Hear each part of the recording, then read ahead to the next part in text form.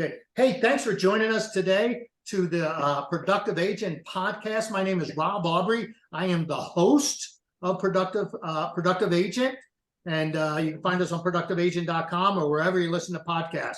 Today we have two guests. I think this is our first time we ever had two guests at once, and that's so we have Marcus Jessup. He's the Government Affairs Director for the Salt Lake Board of Realtors. He's been with them since 2016. Marcus, besides working the government affairs at the board, his background, he's worked in the U.S. Senate and the U.S. House. I mean, I don't mean like little local stuff. I'm talking about, federal stuff here. He's ran several campaigns. And I'm like, I didn't know that about him. So it's kind of cool. And I always say one of the coolest things about running a podcast is I get to hang out with some really cool people, learn more about them. I mean, how cool is that, right? And then we also have Matt Cluett. He's the Director of Policy for the Salt Lake Board of Realtors. He's been there since 2018. Matt has worked in the state Senate, among other areas, in politics. So thanks for coming, guys. Really appreciate having you here. And I just want to talk about some things. First, let's talk about the misnomers. There's so many misnomers that go along with the realtor government affairs, the RPAC money. I'll give you an example. Years ago when there was two candidates running for governor, and there was one from each party, if you will, the two main parties. And one candidate just had a policy that was anti-real estate. I mean, that person stood on a policy that would not allow people to tear down a small house and build a big one. Well, that's just anti-American, let alone anti-real estate. So that's just a fly in the face of what we stand for as realtors, right? Our mission is to make buying and selling real estate easy and for people to enjoy homeownership. So anyway, so the money didn't go, he didn't get any of the money. RPAC said, no, well, as long as you support that, we can't support you. And of course, social media blew up and saying that it was partisan politics, and which I don't believe is the case. And my research is, after that, I really started digging in, and I'm clear that it's not partisan politics. I mean, what can you share with that to really kind of like mine? I just say I know it isn't. Well, that doesn't mean anything. So what do you guys say about that? I mean, this would be your department, right, Marcus? Yeah, so basically, and thank you for having us on your podcast, Rob. I really appreciate it. So we can obviously talk about these issues, but it's really important for realtors to understand that when we donate to candidates from RPAC donations, from RPAC investments gathered from realtors, when we make that investment, we actually have to take our partisan hat off and put our realtor hat on. Sure. And so all of us all have partisan ideologies. We support Republicans, we support Democrats. For the Realtor Association, we don't really care about the partisanship. No, at that point, it's the Realtor Party. Correct, the Realtor Party. We care about the issues, how they support, regardless if you're Republican or Democrat. And so we'll invest into people. We'll give contributions on the local level. Me and Matt are principally over the Salt Lake Board of Realtors and all the elections that happen in Salt Lake County. We'll give people money based on those policies that they support. And if they could be a very popular Republican, in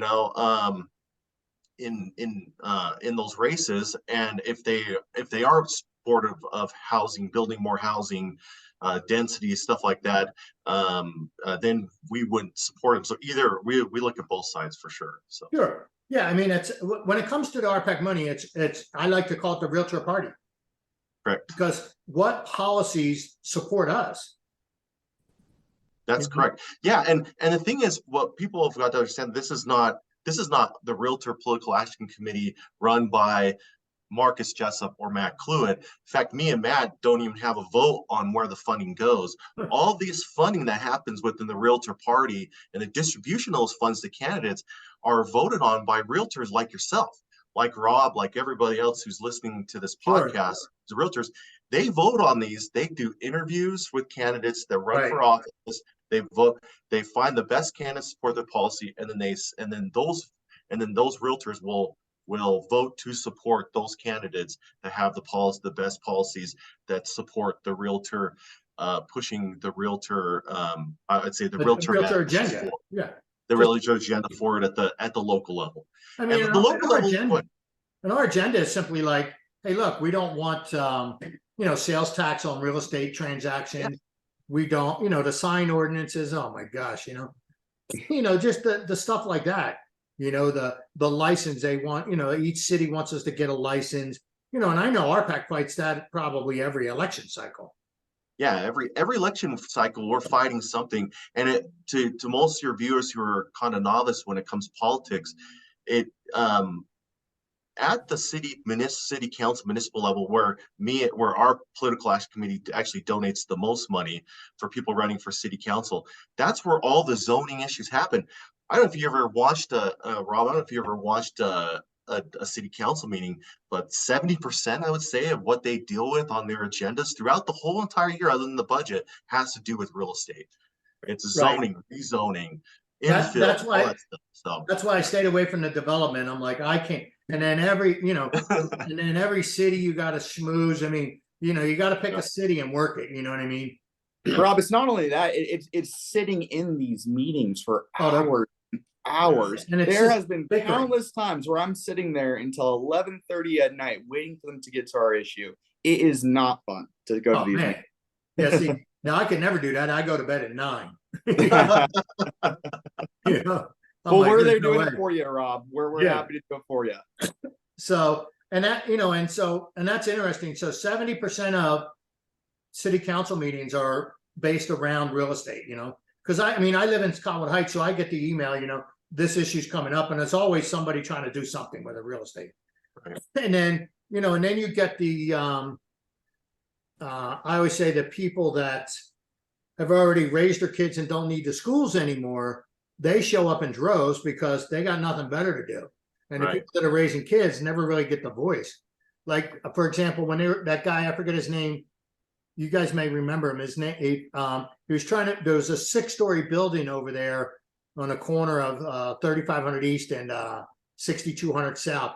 He was trying to go 12 stories, and man, they came out in droves and fought that guy.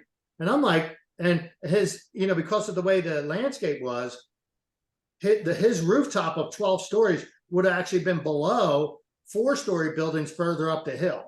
Yeah. So he wasn't really going to ruin the landscape.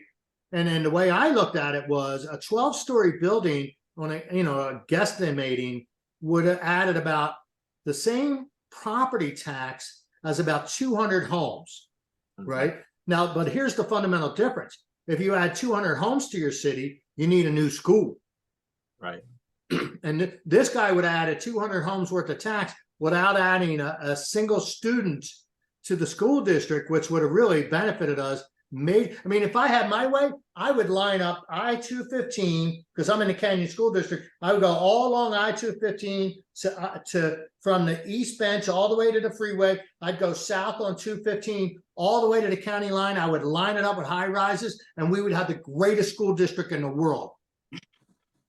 Why not? See, the people that come out in droves, they've already raised their kids. They don't care. They ran the schools into the ground, and then the parents that are trying to raise kids are like, they're too busy with kids. Right. Yeah. And Rob, you bring up a good point here. At city council meetings, and this is actually something we ask candidates about when they're running for election, is if you had a group of residents who come up to your council meeting against an issue that is the right way to do it, are you going to yield to that pressure? Because more likely than not, that small group of individuals who come out to the council meeting are not representative of the feeling of the entire community. Right. And so, yes, sometimes the most vocal voices get their voice heard the most, and they're not the majority first, but they're not the majority. Right. And so that is where organizations like ours, or organizations like the Home Builders Association, different trade associations throughout our industry are able to take our collective voice as a whole and advocate for those issues that are most concerning to us. You mentioned a few of them, Rob. There's of course transfer taxes on the sale of real estate, sales tax on services, zoning issues, property rights issues. These are all things that we monitor every single week to ensure that there's nothing major that's coming up into these cities. And if there is something that comes up, Marcus, myself, our entire board has worked collaboratively for years to develop positive relationships with these council members so that if an issue does arise, we can go to them and say, hey, hear us out. this isn't an issue that you want to get involved in, or this is not the right way to do it. Here's Right. an alternative. We want to help you solve whatever issue you're encountering, but don't do it through this method. Right. I mean, because something has to give for housing. I mean, we have a serious issue. I mean, it's not like if we don't do something, it's going to be serious. No, it's already serious. I mean, the house is on fire. I mean, we're already outside. The inside of the house is burning up, and we're on the outside looking at what do we do? And is there one solution? No. There's multiple solutions, and I like what Utah has done so far. The ADU. Statewide ADUs are permissible. Now, some of the cities have some latitude in what they can say and do. And now I know a lot of them, they just fight you, and then you just give up because it's not worth fighting City Hall as an individual. But what was it? I think it was just this last legislative session. Didn't they put in there that on the state level that because cities couldn't be sued, and then now that if the city wrongs you, you can actually sue them. I think there was something like that on the state level. Does that ring a bell? Yeah, no, it absolutely does ring a bell. There were a number of issues that our state legislative team, led by Kate Klunt, Alyssa Daly, Aaron Wynn, Chris and Mike at the state level, advocated for our industry. One of those being, if a city wrongs an individual or a developer or something along those lines, they were at one point had much more strict regulations with who can actually file a lawsuit against the city, because they had a certain sense of qualified protection. However, with this new legislative session, that qualified protection has been taken back a few notches to allow. If you're wrong, and you got to pay the consequence. Exactly, and that's the case with a lot of things too. Impact fees for being one of them. There's strict regulations for what municipalities can and cannot use impact fees for. They have to be used for the actual impact of a project. However, there have been recorded instances in our state with some municipalities where they have used impact fee dollars in ways that are not to address the actual impact of these things. And these are issues that are popping up. I mean, when you look at the cost of housing in Utah, to build a property, impact fees, government regulations, red tape, that accounts for over 23% of a home's initial construction value. Now, that's outrageous. That's outrageous. That's a ton of resources, of dollars that are pricing families out of our market. We have a housing gap shortage of between 20 to 35,000 units right now. That's not to say that there's 25 to 35,000 families on the street right now, but they're doubling up. They're living in their parents' basements. So that number is to what geography is that? Salt Lake County? That's the state of Utah. The state of Utah collectively has a 20 to $35,000 35 unit housing gap. Now, just a few years ago, to the credit of our home builders, to the credit of our state government, that number was actually at over 50,000. It was stretching upwards in some estimates of being 60,000 units short. And over the last few years, there's been a boom of construction. Properties have been permitted, and we've been seeing an influx of builders rushing to meet that demand. But does that number include rental units or all units? All units in general. Especially along the Wasatch Front, where the majority of that unit shortage is being faced. And so we're feeling it every day. I'm sure many of the listeners to this podcast, their clients are struggling. They're looking for a place to live, to grow their homes, to build generational wealth. Well, and that shortage is, not even generation. How about just like, I want to live in a place where my payment doesn't go up every year. Absolutely. Let's just settle for that. Absolutely. So, what I lost my train of thought. Squirrel. So that's okay. You're good, but let me actually throw something out there too that the legislature did. Of course, the qualified immunity thing was one issue, but another big step that the state legislature took this year was actually allocating $50 million to a first-time home buyer grant. Exactly, which will allow 2,500 families the chance to have upwards of $20,000 To get as into a huge down payment assistance there. Now, Right. the home has to be a new build, and it has to be less than $450,000. Right. That, yeah, I'm aware of those. Yeah. Yeah. I think most agents are by now. Yeah, but I'm just saying that's a huge step that the state legislature took to address this affordable housing. Well, and that's back to where I said there's no one solution. So it's Totally little solutions. I call it the Maybe shotgun you- approach, Rob. I What's call it the that? shotgun approach because Yeah. it's not a single bullet that's going to get anything No. done, but it's a ton of little pellets out there Yeah. that can help make a dent in a much larger issue. And so a lower in impact fees, I don't know if that's the state's purview to say, hey, you got to lower them. I don't know if they can do that or not. Well, let me actually. So part of the affordable housing, moderate income housing plan that cities are required to follow if they want to receive transportation dollars, they have to adopt 5 of 23 policies that are out there. And one of them is actually pretty interesting. It's the reduction or elimination of certain impact fees to address moderate income housing. Right. One city in particular that actually just recently did this, I was just looking at the city council agendas. This is Linden, Utah, so down in Utah County. But they just enacted a policy to eliminate fire and police impact fees on new residential construction for specifically addressed towards moderate income families. Wow. So that's a great step that we're actually having active conversations with multiple Right. city councils about including in their own ways to address this affordable housing issue. Right. Yeah. So, Yeah. I mean, my opinion is, so to me, I think the biggest step that we could do collectively is, it's multifaceted, is higher density. And especially younger people are okay. I mean, you go look up in the avenues, it's not uncommon to have a lot that's 0.08 acres. I mean, and the people live there and they're happy. They don't want this giant yard to mow on the weekend. They're a more active kind of crowd. I know the younger folks, I mean, they don't want to spend their weekends in the yard. I mean, some people are like, oh, I love working in the yard. I'm like, really? I mean, to me, that's ludicrous to work in the yard, I'd rather do anything but work in the yard. And so anyways, so higher density, which a lot of the city councils fight tooth and nail.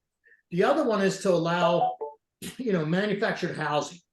And I think manufactured housing, I mean, everybody, when they hear the word, they just think mobile home park, but if you've ever actually researched manufactured housing, go literally Google search it. You see some amazing looking properties. And then, so you could have, if you did small lots, 0.08, 0.09 lots in 0.1, and then put up manufactured housing, you could start banging out houses in 2 months, because while they're preparing the roads, putting in the utilities and digging the foundation, they're building the house.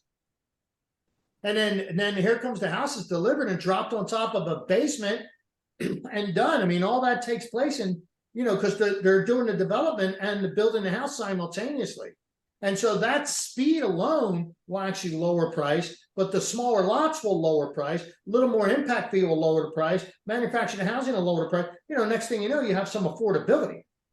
Yep. It's that all of the above strategy, Rob. And I think Right. you encapsulate that perfectly. There's actually some great local Utah companies who are pretty big into that modular type housing space, that manufactured type housing space. So there's great options out there for all types of buyers. We just need to get city councils, the public, to understand that these issues have a dramatic impact in the quality of life of so many residents out there.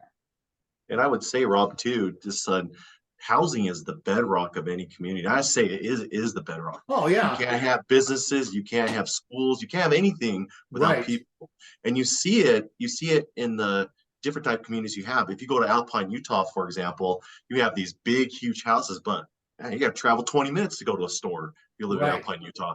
And so a lot of these younger generations, like you put, want convenience. They don't want a yard. They don't want all this stuff. Right. They want walkability. They want a transit, corridor. They want to play a bit, they want to live, work, and play within their city. And so the only way to do that is, like you said, we have to address density and all these other issues, start building towards this next generation, so that can be a reality. So. Well, and the thing is, and like, so my conversation with Adam Speff was that, you know, to overturn a city council vote doesn't require a lot of votes. And so if we gathered the realtor community, the lending community, the title community, the building community, and whoever else is involved in building, right?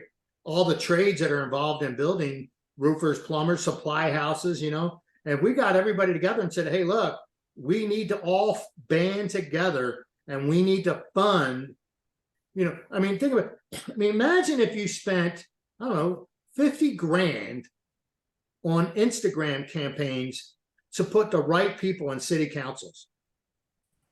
I mean, 50 grand, I think you could change the landscape of the county.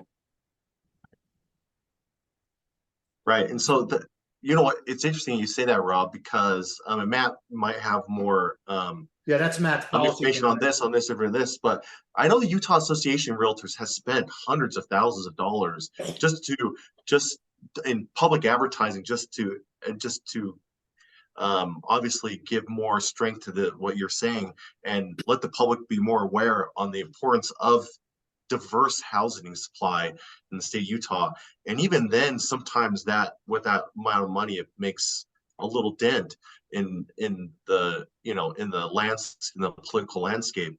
And so if everybody, like you said, if everybody does their part, realtor and disseminates that information to the public and public helping us at the same time, that's when true change will start to happen, for sure. Yeah, and if I could jump in here too, Rob, in adding on to Marcus's point, we already do have an amazing resource for realtors to pull together to support candidates that are in line with our position at a local, state, and federal level, and that's RPAC. That's something that we encourage all our members. The problem is RPAC has such a sour taste in some mouths. Not all, just some. Yeah. There's enough, but enough that it, you know, the perception becomes reality. So, but here's and on the campaign front, I think the messaging, you know, it's your classic politician message. It's red, white, and blue. I'm one of us. Trust me. Blah blah blah blah blah. The people that we need to show up to make a difference are the ones that aren't hearing that message at all, don't even care. They're not even looking at it. It's not even in front of them to even have a chance at it. And if it was in front of them, they would tune it out anyway. My opinion is the whole campaign, anybody running for city council should run on the campaign of, do you want to buy a house in Utah? That's it. If everybody went, I think, because that will get everybody's attention.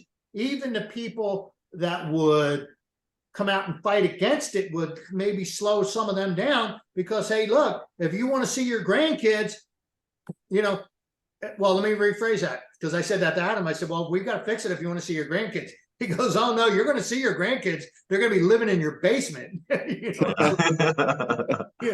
So if you don't want your grandkids living in your basement for the next 20 years, then vote for me, you know?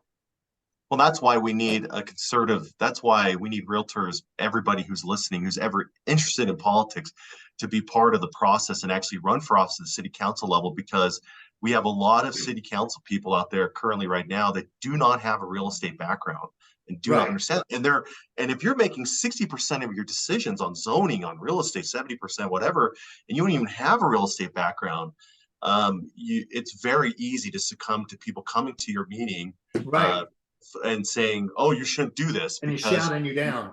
You know, shouting you down. So we need more. Yeah, we definitely every year, me and Matt and the board of realtors advocates for more realtors running for office. The more we can have in there, the better they can understand zoning. The better zoning we have, the more density, the more housing we can provide for people moving in the state, and obviously the inbound growth that we have in the state of Utah. Yeah, the natural growth.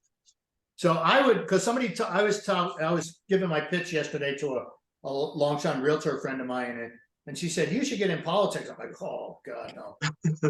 I said, I would be interested more in helping with campaigning, you know, campaigning ideas and things like that than I would be in actual being on one city. I'd rather impact 6 city councils than run and potentially put my energy in getting on to one city council. And we need people both like that. We need people who are willing to participate in changing the narrative at a large stake. We also need those people on the ground in those councils who are making decisions that will affect their community that they live in. So we need a combination of both. And one way that I would encourage, if any of your members listening to this podcast are members of the Salt Lake Board of Realtors, we encourage you to come to our Government Affairs Committee meetings. We meet the first Wednesday of every month, 9 a.m. here at the Salt Lake Board of Realtors office here in Sandy, where we hear, they're open meetings.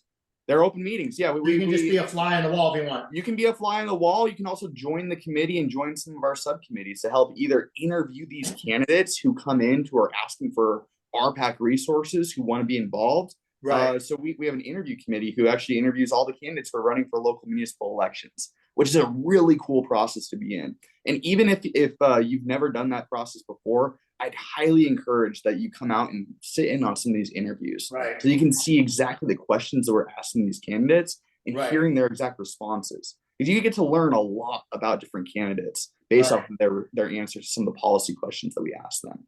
We also bring in individuals who are elected representatives from around our county to come speak at our Government Affairs Committee meetings too. To talk about the big policy issues. We had a gentleman come in about water usage here in our county with regard to flooding and all the major water that we had in our mountains that were just coming down pretty soon. We had someone come in and talk about Olympia Hills when that was a hot topic issue being discussed. And we have really great issues that are being brought up. And so we really encourage you to come out and listen to those as well. Have you guys ever considered recording those and putting the audio online like they do at the commission meetings downtown at the division?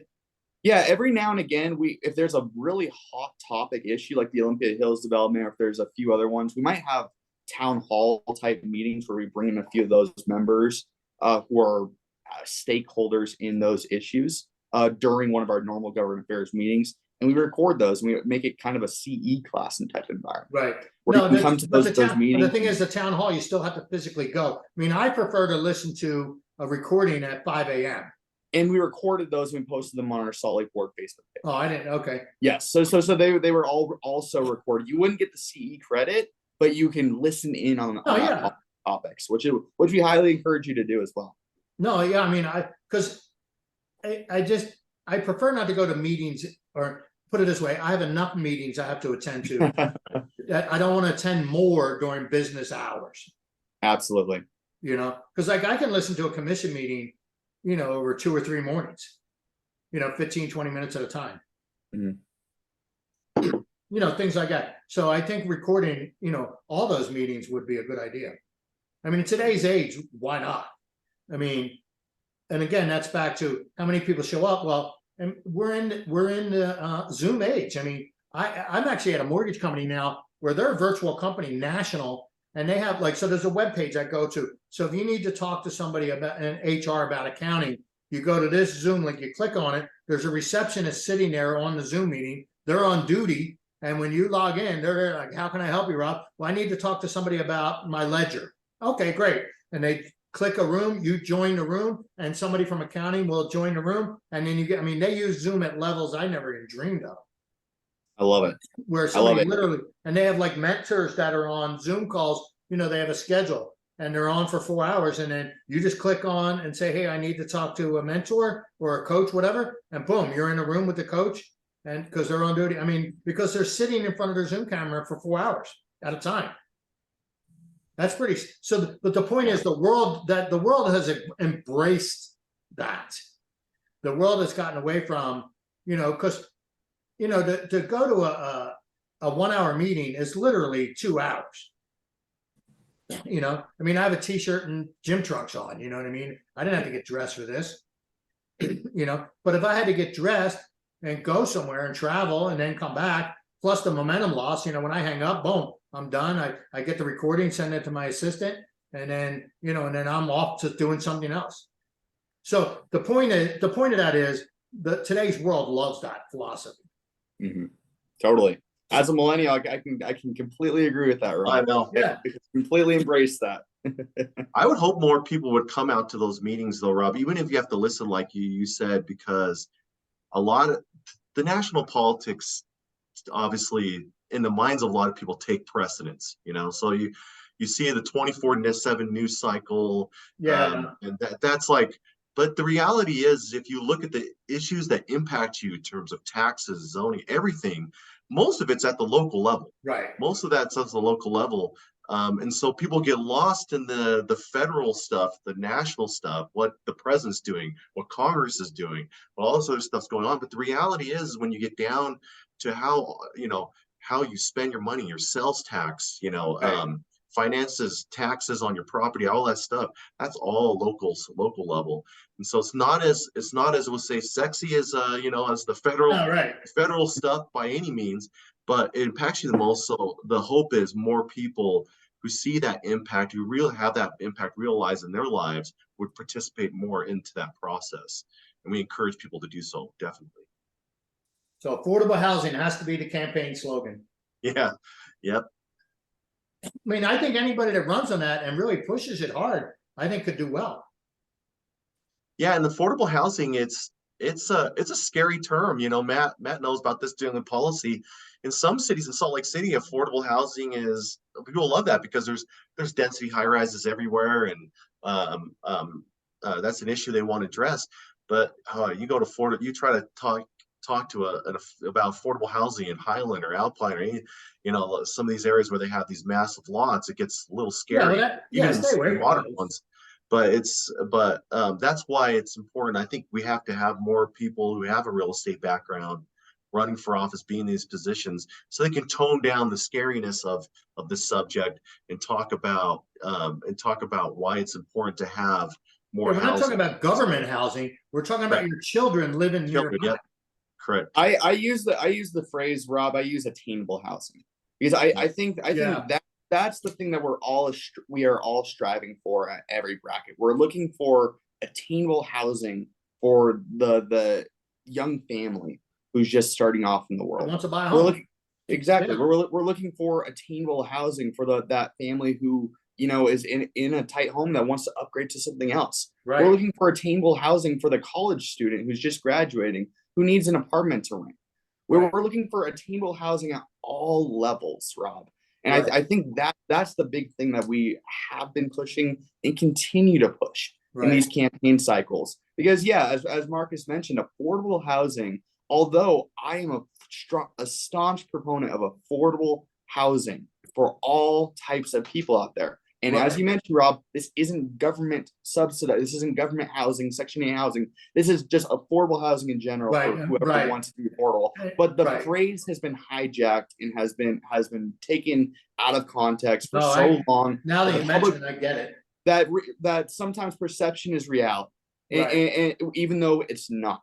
And so when we go to a community and there's a candidate who's running for office who says, my priority is affordable housing, sometimes I wish that would be the issue that gets people to vote for that individual. But oftentimes there's certain sects of quote unquote NIMBY coalitions out there who don't want any more development in their community, who don't want any type of change coming to their area.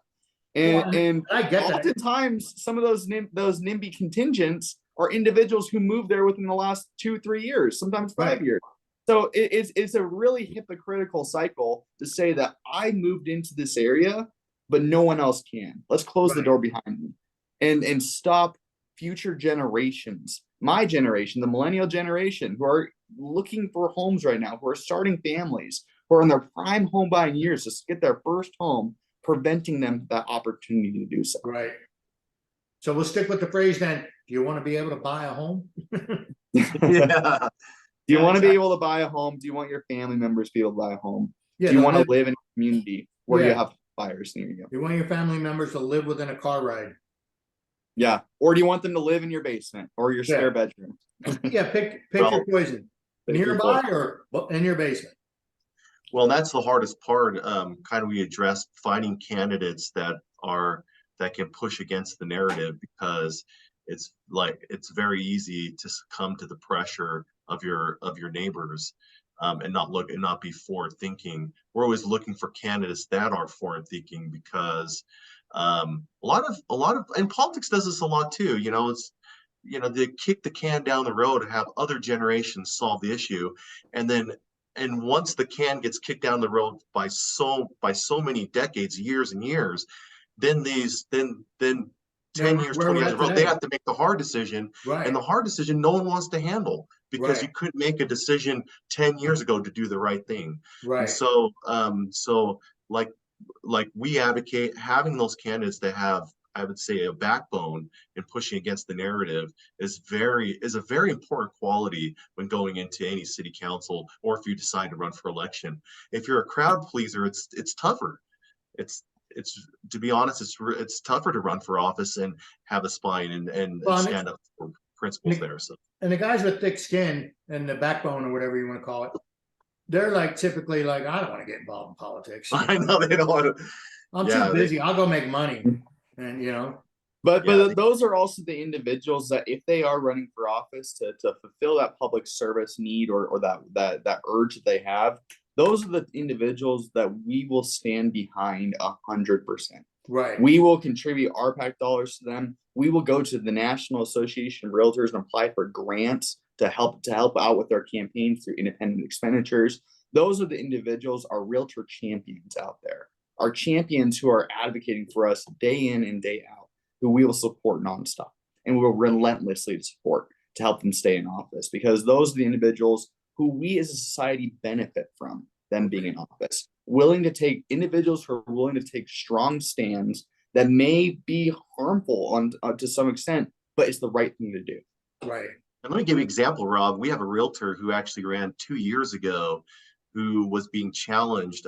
She lives in Bluffdale City and she is an incumbent. She's on the city council right now. And she was being principally challenged because of her stance on a density issue, a rezone issue. And so it was such a controversial issue within Bluffdale to rezone this property. And it got a lot of people running against her. Obviously, a lot of people who didn't want more density, wanted more of a rural feel, came out, ran against her. And we defended her. We poured a lot of resources into her campaign to make sure she remained in office, and she did very well. And so that's her name is Tracy Crockett. And so she's actually a realtor with KW. So we will go to bat, like Matt said, as an example, if someone is going against the grain there, for the greater good, obviously for the future of our generation. So what was that big project out west? The real big project there. Olympia Hills? Is that what it is? Yeah. Yeah, so that was the project kind of on the outskirts of Harriman in South Jordan. So what city was it in? It was in unincorporated Salt Lake County, Okay. but now it's being annexed into Harriman City. So they're grabbing it, so nobody can do anything with it. Well, so it was actually already entitled through Salt Lake County. So the property developer out in Olympia Hills put forward a plan. Salt Lake County So the Harriman can't annex it and change it. They can't annex it and change what they've already been entitled to legally. Right. So that's what the developer did. They saw that their easiest path forward with getting great units established in that community was to go through the county first, get it entitled, and then annex into a municipality. And Harriman was the one who ended up annexing that. Smart. So I mean, that's the kind of a lot of the undeveloped land is in what cities, or is it just in unincorporated? So it's of course it's in the west side of the valley. Sure. We're talking West Jordan has probably the largest contingent of undeveloped land on the west side of their city. Okay. South Jordan, Harriman, West Valley, Okay. all the cities that border that western edge of the valley still have quite a few places to put housing units down in. Right. And the county actually just came out with a pretty sizable proposal for their visioning study for what the future of the west side holds as far as residential and commercial and all the types of development that'll take place out there. And we're looking at the expansion of tens of thousands of properties that will be developed in the course of the next couple decades. I mean, we're looking at, in the next 30 years, Utah's population is set to double, with most of that population growth occurring on the west side. Occurring in the Wasatch Front. Sorry. Right. Where are we going to put those individuals? We're going to have to expand. We're also going to have to build up, and we're going to have to embrace that type of development out there. But we can also still maintain single family neighborhoods. We can incorporate different types of density within those neighborhoods, and we can incorporate transit oriented development where we build larger type projects around transportation hubs and corridors to allow for more interconnectivity with our transportation that we need. Yeah, like Trax goes from Daybreak to downtown, right? Yeah, it does. And Trax is expanding actually as well down there. The front runners continuously to expand, and we might need to look at West Side rail and different types of transportation as well, options too, along Mountain View corridor potentially. Yeah, I mean, I grew up in Philadelphia, so if you worked in Center City, I mean, you didn't take a car. It was nuts.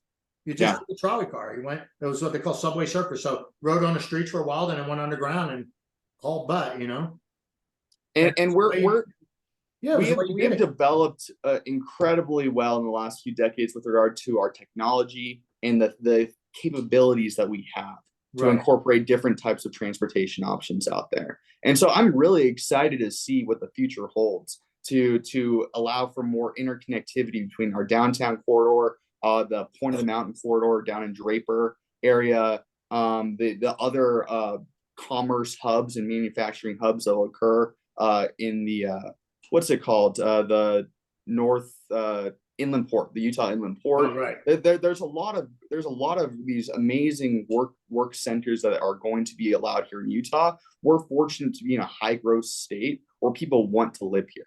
We're fortunate to have this problem as opposed to the other problem of people leaving and property values declining. And I prefer to have this problem, even though we're going to face some growing pains. We can still get around those growing pains. Whereas if we have a mass exodus of individuals because they can't afford housing potentially, then that's brings on a whole different type of issue out there that I don't want to go down that path. Right. Well, and it's a double-edged sword. Where we live is where people want to live. Well, we live here because it's nice. Well, if it's nice, then people want to come here. It's like, pick your poison. I'd much rather have that poison any day than the alternative, which is living in a dump where no one wants to live. Right. Well, if you have a good online job, you can afford it's not too bad because it's very affordable and you're making a lot of money. So that's one thing that the kind of newer economy has brought on. I mean, the online business has been out there for a while, but the last several years, with all the government shutdowns has really changed. Just even jobs are now at home, where it makes your job more portable, where, it used to be just an online business. Now, I mean, like my job, I don't actually meet with people. I mean, I meet with them on Zoom, and take their loan application online, but that's it. So I could be anywhere in the world. So anyway, well, that's some good stuff. So if somebody wanted to get involved, what should they do? What would be the first thing somebody should do? I mean, call somebody, email somebody. I mean, think about it. Marcus, do you want to take this one? I would say if you want to get involved, reach out to me or Matt. My email address is marcus@slrealtors.com. Matt's is Matt, MATT @slrealtors.com. Okay. You can reach out to us, and then we would put you right on the subcommittee for elections, put you on the email chain, and we invite, like Matt said, we definitely would invite you to our government affairs committee. And there, as you get more comfortable with government affairs, we actually put you on subcommittees where you can serve on our elections, committee to interview our candidates. We have an events committee. We have people that actually go out and go to city council meetings and listen to policy issues and then report back to our committee. Right, kind of so as you get involved, that's the way you get involved. And then eventually you can get to the point where, you can be on our RPAC trustees committee. Those are the people that ultimately make the decision. A panel of roughly 15 realtors that comprise of some people from our board of directors all the way down just to normal realtors, and then you can participate on there and you can decide where funding goes and which candidate gets funding and stuff like that. And that's kind of the chain of process to get involved, obviously, with the board of realtors there. So and speaking to that too, Rob, a simple way to do it as well too. I understand that there might be some concerns with RPAC. However, from my perspective, being at the board here, and from Marcus's perspective as well, we have seen countless good that RPAC has done, especially with electing local leaders to help stand take those hard stands and take those positions on issues. So even just contributing $15 to RPAC makes you a member of RPAC. Yeah, we have members who contribute from $15 all the way up to $10,000 a year. So it's really a great way for all of us as members of the association to pool our resources together to get good realtor friendly candidates elected to office at a local, state, and federal level. So I'd really encourage you to please consider contributing to RPAC to let your voice be heard as a collective. And to Matt's greater point, and we kind of discussed this, Rob, earlier, but you know, when you invest in RPAC, I would say the vast majority of the contributions we receive, when we take those contributions, those investments from realtors and give them to candidates to run for office, most of those people running for office at the municipal level are nonpartisan. They're not Democrat, they're not Republican. In the state of Utah, partisan elections are every even year, nonpartisan elections are every odd year.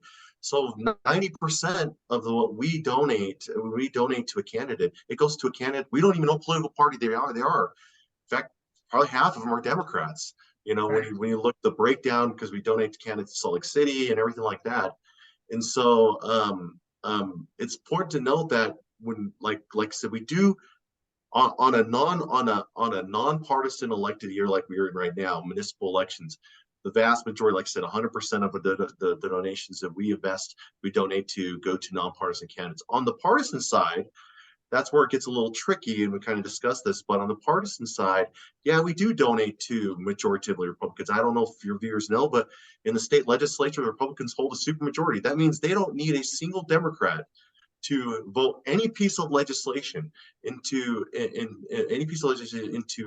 actual law and actual implemented law. Right. And so so we do donate to Republicans on the state level and on the federal level. However, that changes when you go to another state. Like if you go to California, if you go to Oregon, where we have realtor associations out there, that now the script now flips because the legislatures over there have supermajorities.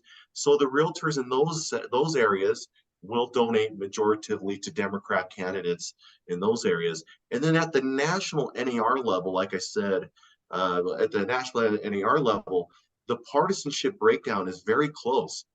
It depends sometimes on who's in power. A lot of times, sometimes it is real estate related, but also who's in power. So, you know, you'll get NAR last year, 2 years ago, donating more majoritively to Democratic elected officials in Congress. And then when the power switches, you'll see us donate to Republicans. A very close split, though. It'll be like 47% goes to Republicans, you know, and then 52%, 53% go to Democrats. Right. And so to dispel the misnomer out there that RPAC is principally going to Republicans or anything like that is simply not true. Not on the national level. Just a misnomer, right? It's misnomer. Definitely on the Salt Lake County Council level, county level. Me and Matt, I mean, we've maxed out several candidates. In fact, every candidate that's on the Salt Lake County Council who's Democrat, because the Republicans have a 5-4 majority, all 4 Republicans, including the current mayor, who is a Democrat, Janie Wilson, we've given them the maximum contribution limit that we are allowed to as a political action committee in the state of Utah, which is $6,000. We've maxed all of those Democrats out, and all of them are awesome on our issues in terms of housing and stuff like that. So we will never, like I said, when we vote, we take the partisan hat off, we put the realtor hat on. And when we put the realtor hat on, we don't look at party. It's we don't look at party. No, we policy, look at right. we look at the policy, and we will donate towards the person that supports our policy. To Matt, go ahead, Matt. And one more thing on the policy front. I am so grateful to work for an organization and to advocate for an organization where the policy issues that we advocate are predominantly bipartisan issues. Right. We're advocating for housing issues, for getting individuals into property ownership. We're fighting for private property rights. We're fighting for land use policy, for housing affordability, for different types of issues that affect all of us. Most of the time, this is not a Republican issue or a Democratic issue. This is a Utah issue. This is a United States resident issue. This is a Sandy issue. This is a Draper issue. This is a Salt Lake City issue. This is an issue that affects all of us, regardless of whether you wear a red hat or a blue hat or a purple hat. All of us collectively feel the housing affordability crunch that we're facing here in Utah. We feel the private property rights concerns that are addressed through city councils or state legislatures. These are bipartisan issues that we advocate for. And 99% of the time when I'm talking to a elected official about a policy issue, actually, I'll just say 100% of the time that I'm talking about a policy issue, it's not from the lens of a political party. Right. I hear you. So I'm the same way, I mean, I care about, party, I mean, obviously we don't need to go down that road, but I mean, I'm more about issues, what's going on. Yep. So, and it just popped in my head. We talked earlier about, the new first time home buyer, up to $20,000 loan. One of the things I think that could help spur on inventory is there a way to get federal money? Because I'm assuming that 50 million that came from the Fed. So this was from ARPA dollars that were received by the state of Utah. So these are Utah dollars. The $50 million are Utah dollars. Another program I think that you're heading along the lines from, Rob, with getting federal money to assist with these moderate income housing, affordable housing type solutions. In Salt Lake County, there was another policy win that we experienced here at the Realtor Association. They were discussing where should this excess ARPA dollars, this American Rescue Plan dollars that was received during COVID, should go to. Because municipalities, counties, the state legislature had an influx of dollars that they had to spend on something or lose it. And so they might as well look for big problems that they were facing in their community. We, in partnership with a number of other associations, lobbied the county council, the Salt Lake County Council, to allocate $20 million of ARPA dollars towards What does ARPA stand for? It's American Rescue Plan. Okay. So it was the American Rescue Plan Act of 2020. And that was the program that the Fed sent money to different municipalities, state and local governments to assist with COVID relief. Salt Lake County was deciding where to put some of their funds to, and we were able to successfully advocate and lobby for Salt Lake County to put $20 million of that into the Salt Lake County Housing Trust Fund, with dedicated specifically to addressing the need for more moderate income housing for being developed in new developments, as well as maintaining existing moderate income housing that are out there as well that are at risk to being lost. So that's another big policy win that we've experienced here at the board to help really advocate to address this issue of affordable housing. And those are dollars that came from the federal government that were allocated to Salt Lake County, and then Salt Lake County allocated that specifically to addressing affordable housing. So here, and an idea popped in my head as you're talking, because one of the things is we have so many people that are sitting on houses that, to move, they got a $200,000 mortgage at 3%. Then they had to go out and buy a $500,000 house, at 6.5%. So, how can we get money? How can we incentivize sellers to move? And what the thought just came into my head, if somebody had $20,000, they could buy down their rate to where the next house is actually very affordable. Because to go from a $200,000 mortgage at 3% to a $500,000 mortgage at 6.5%, I mean, it's like they're like, there's no way. It's like a $2,500 gain, a gap. I mean, yeah. So if we could figure out a way to incentivize them, they would actually add inventory.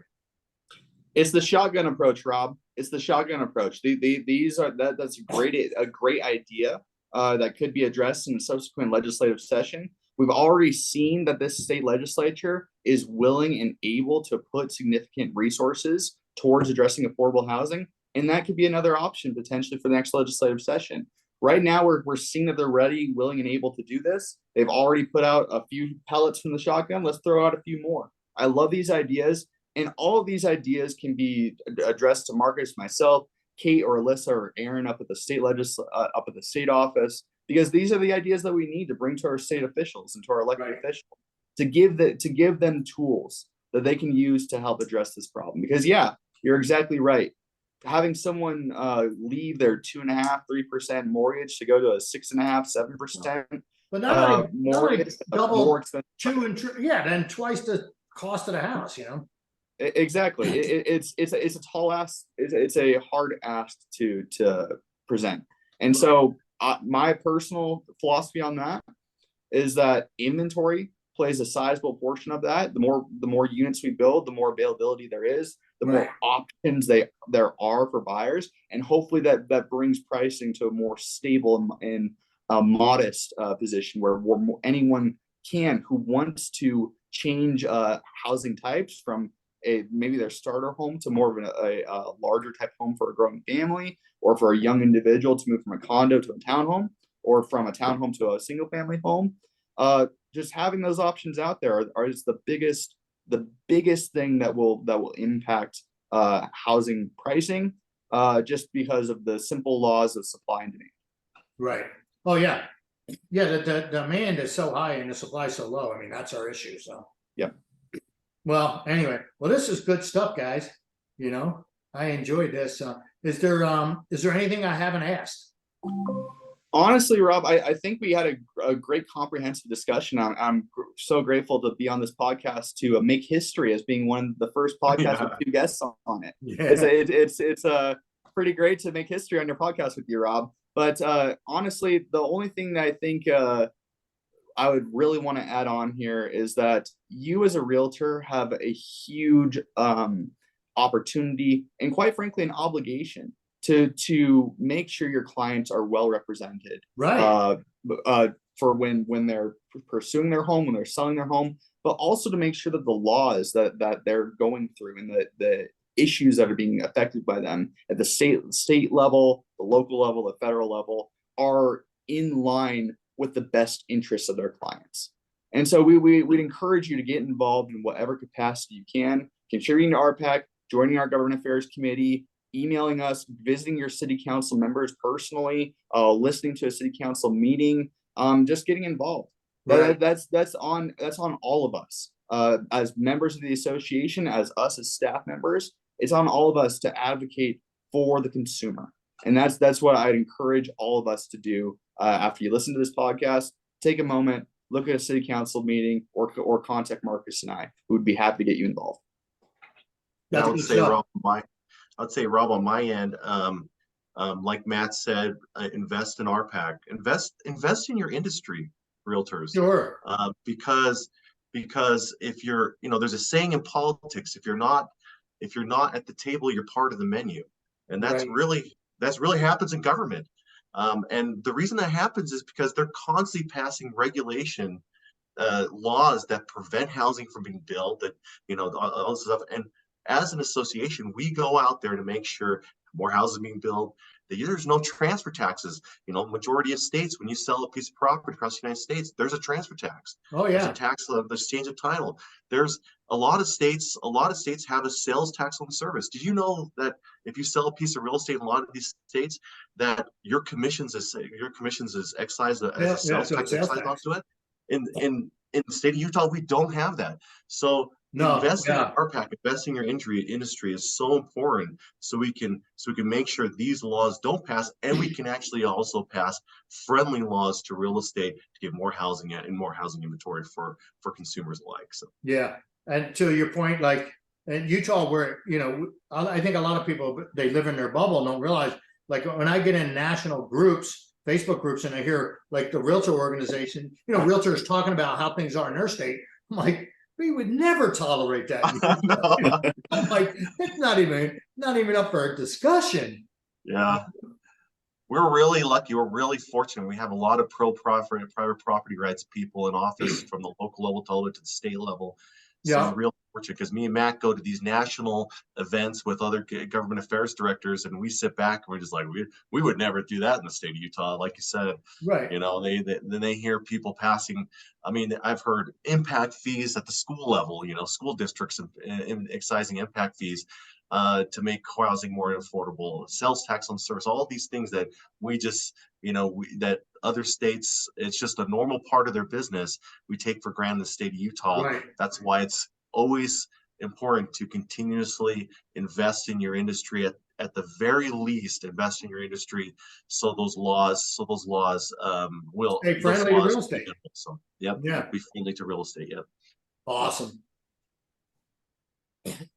Well, thanks. So unless you have something else to add, I'll sign off with us. So thanks for joining us, everybody. Our guest, Marcus Jessup, is the Director of Government Affairs, and then Matt Cluett is Director of Policy at the Salt Lake Board. This is Rob Aubrey with Productive Agent Podcast. So thanks for joining us.